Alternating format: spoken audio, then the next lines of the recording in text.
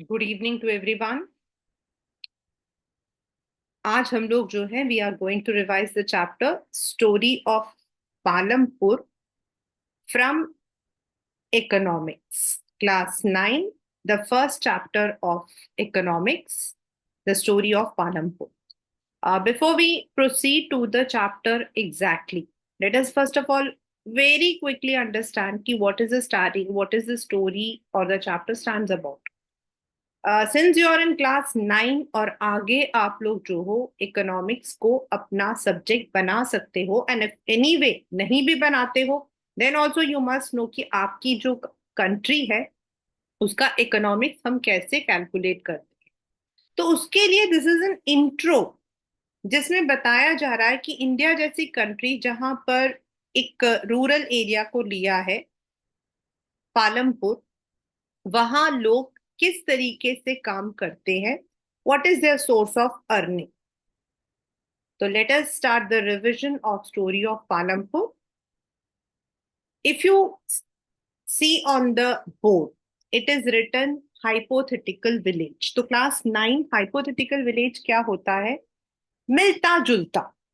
Hypothetical का क्या मतलब होता है? मिलता जुलता. मतलब हमें ऐसा आपको जो है मिलता जुलता जो विलेज है that you can find, that is in Uttar Pradesh. अगर हम लोग बुलंदशहर वगैरह कहते हैं वहां पर आपको ऐसा विलेज मिल जाता है.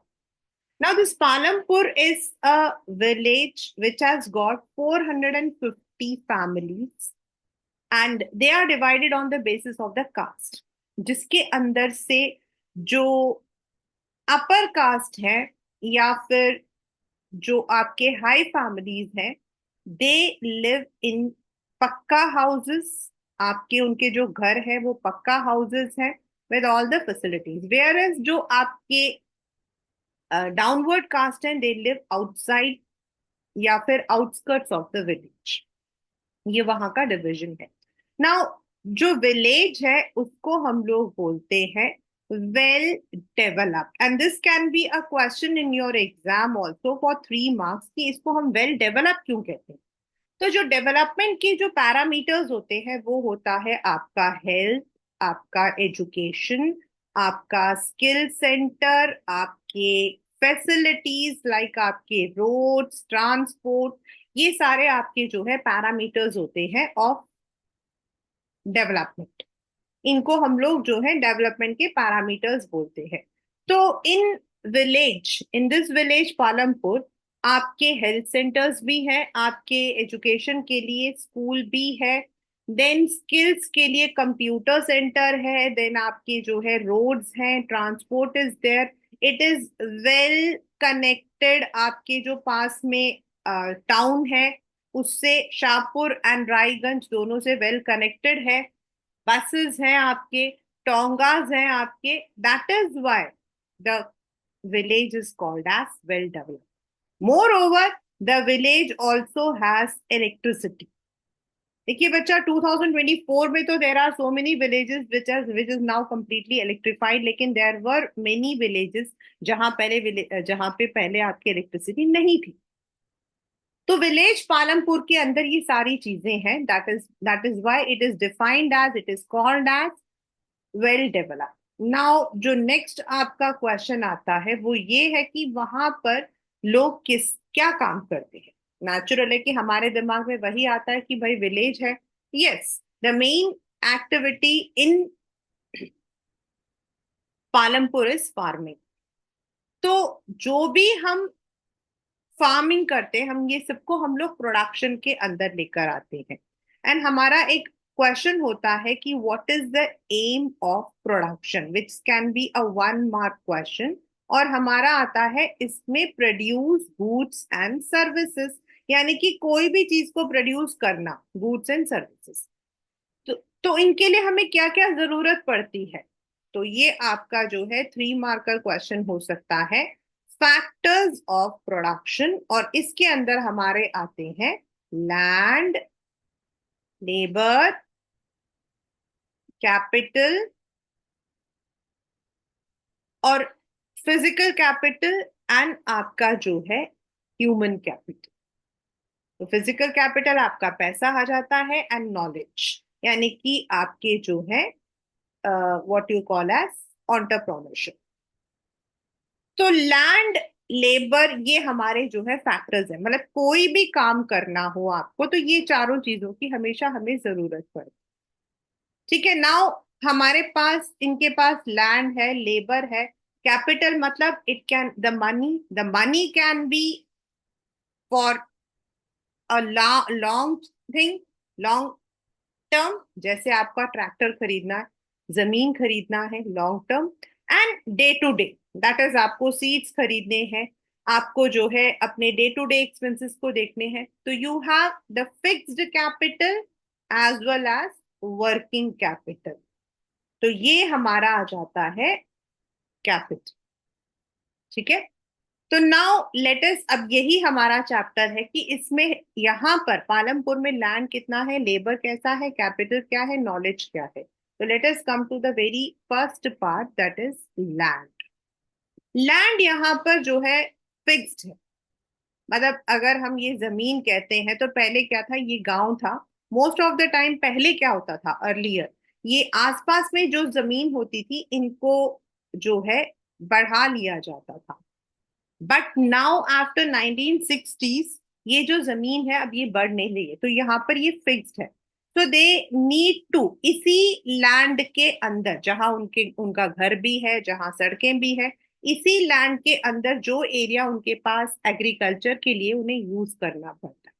तो आपका यहाँ पर क्वेश्चन आता है कि हाउ डू दे, वो फिक्स्ड लैंड को कैसे यूज करते हैं इन फॉर फार्मिंग, क्योंकि उनके पास तो लैंड तो फिक्स्ड है, तो कैसे यूज करते हैं।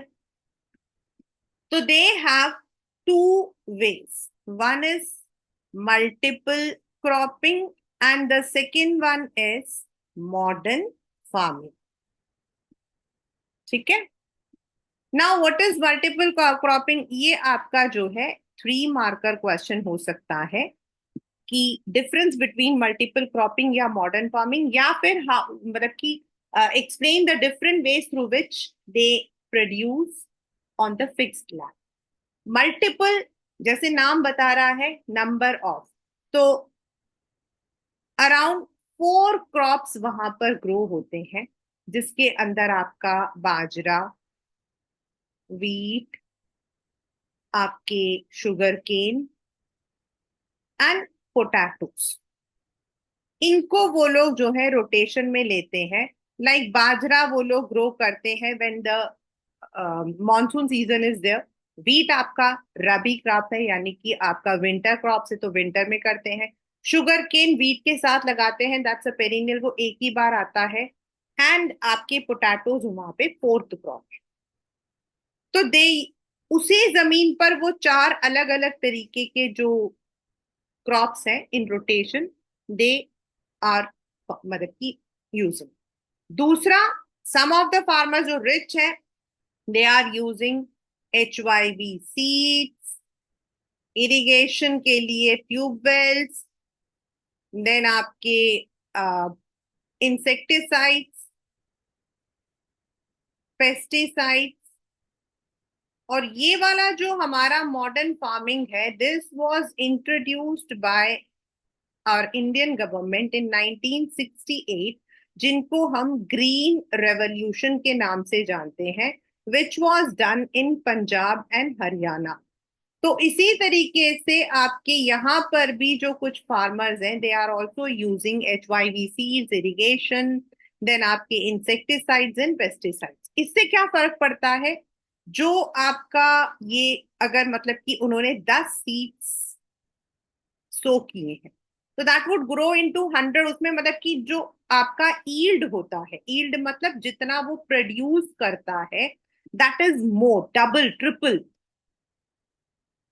एंड इसको वो लोग मेजर करते हैं इन गिनथा, मतलब उनके लोकल लैंग्वेज में उसको गिनथा या बिगा बोलते हैं, लेकिन हम लोग जो है, जो स्टैंडर्ड लैंग्वेज है वो है हेक्टेयर, वो है हेक्टेयर। तो because of modern farming they are able to yield more, right, and multiple cropping, so they are getting more than 3 crops in rotation. इस तरीके से फिक्स्ड लैंड के ऊपर दे आर मतलब की sowing the they are doing the farming. But HYV seeds और ये जो मतलब की मॉडर्न फार्मिंग है, इनकी वजह से एक प्रॉब्लम और आती है, और वो है land degradation, reduction of water table.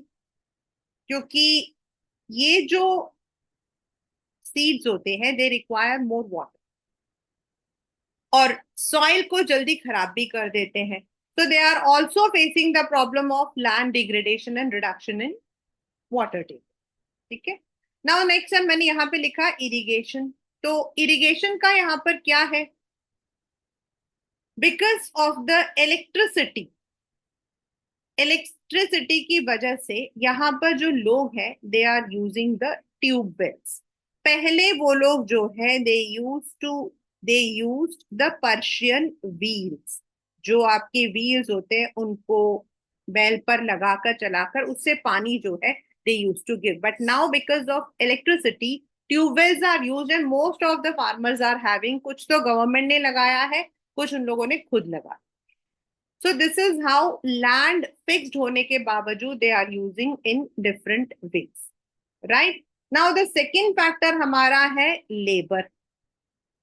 Now for labor in मतलब कि contrast to land, labor वहां abundant है, मतलब वहां पर जो है लोग खाली है, एंड उनके पास वर्क जो है वो कम है, which is leading to unemployment. इसमें क्या है कि there are three kind of farmers. जो रिच फार्मर्स हैं दे वो लोग लेबर्स को यूज करते हैं, मिडिल फार्मर्स भी यूज करते हैं। जो स्मॉल फार्मर्स है वो लोगों के पास या तो जमीन कम होती है, वहां पर ऐसा है less than 2 hectares, 2 to 9 and about 10।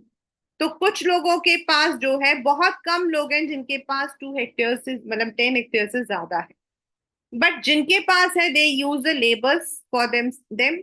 And जो स्मॉल फार्मर्स हैं, पीजेंट्स हैं, उनके पास छोटी सी जमीन है, तो जब उनके जमीन पर काम हो जाता है तो they work as labours in other area. वैसे तो गवर्नमेंट जो है उसने फिक्स कर रखा है लेबर के जो रेट्स होते हैं, जो वेजेस होती हैं, उनकी जो सैलरी होती है, लेकिन वहां पर लोग जो है 40 to 50 रुपीज जो है, normally it is around 180 to 200 rupees, लेकिन वहां लोग 40 to 50 रुपीज में भी काम करते हैं। द रीजन लेबर वहां ज्यादा है और काम कम है। तो इसको हम लोग अपने इकोनॉमिक्स में डिमांड सप्लाई थियरी बोलते हैं। यानी कि अगर चीजों का डिमांड ज्यादा है और सप्लाई कम है तो कीमत बढ़ जाती है। लेकिन यहाँ प्रॉब्लम क्या है कि डिमांड कम है और सप्लाई ज्यादा है, इसीलिए जो वेजेस हैं वो कम हो जाते हैं। इनमें से कुछ जो फार्मर्स होते हैं दे माइग्रेट टू सिटीज। वो लोग जो है सिटीज चले जाते हैं जहां पर उनको छोटा मोटा काम मिलता है, जैसे रिक्शा पुलर्स या फिर यहाँ कंस्ट्रक्शन लेबर, वो लोग काम करते हैं बिकॉज वहां वर्क आपका जो है कम है, वहां काम आपका कम है। So they face one more problem and that is called as unemployment, यानी कि they don't have the work. And in this area आपका जो अनएम्प्लॉयमेंट है वो आपके दो है, one is disguised and the second one is seasonal. Disguise unemployment होता है जहां आपको लगता है कि the people are working but they are actually not working, वो जस्ट हेल्प कर रहे हैं। और सीजनल होता है during any one season they are not having the work, जैसे बारिश का मौसम, या यहाँ पर जो है सोइंग सीजन में होता है, हार्वेस्टिंग में होता है, बीच में नहीं होता। द नेक्स्ट प्रॉब्लम वहां पे जो sorry the next factor is capital. As I said वहां पर आपके रिच फार्मर्स हैं जिनको हम लार्ज फार्मर्स कहते हैं, मिडिल फार्मर्स, मीडियम फार्मर्स कहते हैं हम लोग, एंड स्मॉल फार्मर्स।